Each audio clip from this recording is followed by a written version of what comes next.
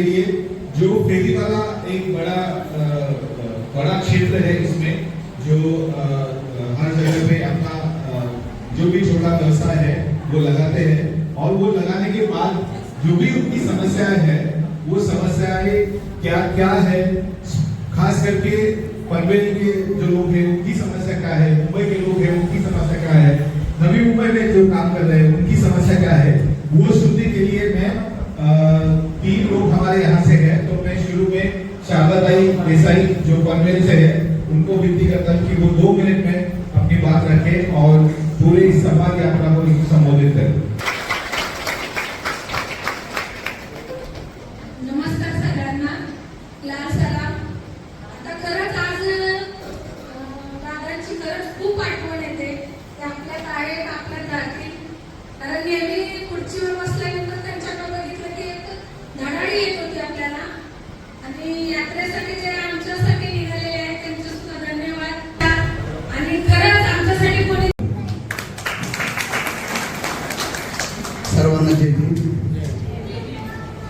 का भारत देशाला संविधान देणारे भारतरत्न डॉक्टर बाबासाहेब आंबेडकर, छत्रपती शिवाजी महाराज, छत्रपती शाहू महाराज, महात्मा ज्योतिबा फुले, सावित्रीबाई फुले, अण्णाभाऊ साठे, मौलाना आझाद, आज आपण या ठिकाणी बसलेलो आहोत। घरात संघर्ष समितीमधून सर्व निर्माण झालेले कार्यकर्ते, त्या घरवले महिला कामगार असो, नाका कामगार असो, फेरीवाला असो, हे सर्व राहणारे ह्या झोपडपट्टीमध्ये राहणारे लोक आहेत, चाळ्यामध्ये राहणारे लोक आहेत।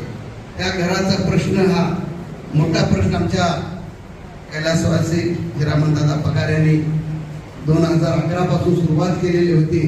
पहिले त्यांनी धारावी मुंबईमध्ये बराच ग्राहक संघर्ष समितीच्या माध्यमातून काम केले, परंतु आमच्या नव्या मुंबईमध्ये सुद्धा 2011 पासून सुरुवात केल्यानंतर 2014-15 पासून ग्राहक संघर्ष समिती आणि या युवाच्या माध्यमातून सर्व घरांना, झोपडीधारकांना न्याय मिळण्याची सुरुवात झालेली आहे। आणि या न्यायाची करता करता आमचे हिरामनदादा हे आमच्यातून निघून गेले, तर आज आम्हाला पोरकं झाल्यासारखं वाटतंय।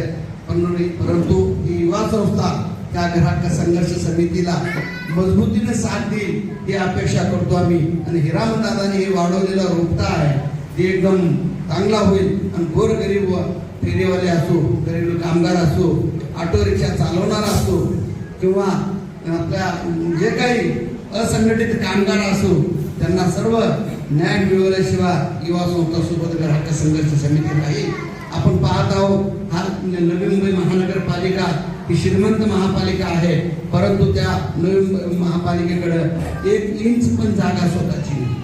तसेच त्या पनवेल महानगरपालिका सुद्धा मोठी महापालिका आहे, पैशावाली महापालिका आहे, त्याच्याजवळ सुद्धा स्वतःची 1 इंचाची जागा या पनवेल महानगरपालिकेला।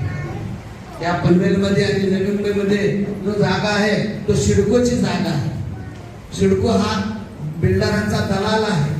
सिडको प्रशासन काय मोठ्या मोठ्या बिल्डरांचा दलाल आहे, आणि आमच्यासारख्या गोरगरीब झोपड्यांसाठी त्या सिडकोनं आतापर्यंत काहीच केलेलं नाही। सिडकोकडे काय ऑप्शन नाही, कारण आज आम्हाला 25 लाखाची घरं घेता येत नाही, 40 लाखाची घरं घेत नाहीत। अल्प घरात आम्हाला घरं या सिडकोने द्यायला पाहिजे, परंतु सिडको तसं करत नाही। सिडको फेरीवाल्याला जागा देत नाही। सिडको अल्प घरात म्हणजे कमीत कमी या गोरगरिबांना, झोपडीधारकांना, फेरीवाल्यांना, घरेलू कामगारांना, रिक्षाधारकांना, नाका कामगारवाल्यांना कमीत कमी 4 ते 5 लाखापर्यंत घर उपलब्ध करून द्यायला हवी होती, पण तसं केलेलं नाही। मी या यात्रेच्या माध्यमातून या दिल्ली सरकारकडे या गोरगरिबांच्या मागण्या, कारण हा जो नाका काम करणारा माणूस आहे, या तुम्हाला जे नव्या मुंबईमध्ये टावर दिसत आहेत त्याच्यामध्ये या इथं बसणारा जो माणूस आहे, नाका कामगार आहे, त्यांनी आपली हातोडी, आपली जो थापी घेऊन, आपली इटा डोक्यावर घेऊन, रेती आणि सिमेंट घेऊन ही बिल्डिंग बनवलेली आहे, परंतु त्याच माणसाला घर देत। या ठिकाणी रिक्षा चालवणारा माणूस त्या अधिकाऱ्याला, या कर्मचाऱ्यांना त्याच्या ऑफिस पासून ते त्याच्या घरी सोडतो, घरापासून त्याला ऑफिस पर्यंत। पण हेच आता माझी माय माऊली ते भाजीपाल्याचा व्यवसाय करते, त्याच रस्त्यावर बसून त्या अधिकाऱ्याला स्वस्त भाजी मिळावी म्हणून त्या फुटपाथवर जाऊन भाजीपाला तरकारी घेते। आणि ही मावल्या माझ्या त्यांच्या घरामध्ये ते सकाळी उठतात, आंघोळ करतात, कपडे घालतात आणि निघून जातात आपल्या कामावर. परंतु हीच माझ्या मायमावल्या त्यांच्या घरात झाडू, धुणं, भांडी, त्यांचे स्वयंपाक करतात, पण यांना काहीच या शिडकोनं दिलेलं नाही. तर माझं एवढंच म्हणणं आहे की यात्रा जी निघालेली आहे 26 जानेवारी पासून आणि 25 फेब्रुवारीला ही यात्रा संपणार आहे. ते यात्रेच्या माध्यमातून आमची नवी मुंबई पनवेलच नव्हे तर मुंबई सुद्धामध्ये हीच समस्या आलेली आहे. आज झोपडेवाल्यांचा हाल बेकार आहे. फेरीवाला धंदा करतोय रस्त्यावर, फुटपाथवर, पण त्याचा जीव अडकला तो कुठं माझं घर तोडायला शिकतो तर आली नाही. नाका कामगार आपल्या कामावर जातो पण त्याचा जीव अडकलं, माझा घर राहतो का नाही राहतो, अशी परिस्थिती सध्याच्या परिस्थिती लाभलेली आहे. कारण आता ह्या शिडको जवळ जागा शिल्लक राहिलेली नाही. त्या शिडको दलालाला, बिल्डरला जागा देण्यासाठी इथं जागा राहिली नाही. जागा राहिली की आज आम्ही खड्डे फाड्डे मोडून जागा लेवल करून आज आम्ही झोपड्या तिथं बांधलेल्या आहेत. त्या झोपड्यावर नजर ह्या शिडको दलालाची झालेली आहे आणि ह्या दलालाला या खाकीचे दांडका पोलीस प्रशासन त्यांना मदत करत आहे. पोलीस प्रशासन उचलतो दांडका आणि झोपड्यावर उगारतो, झोपडीदार घाबरून पळून जातो.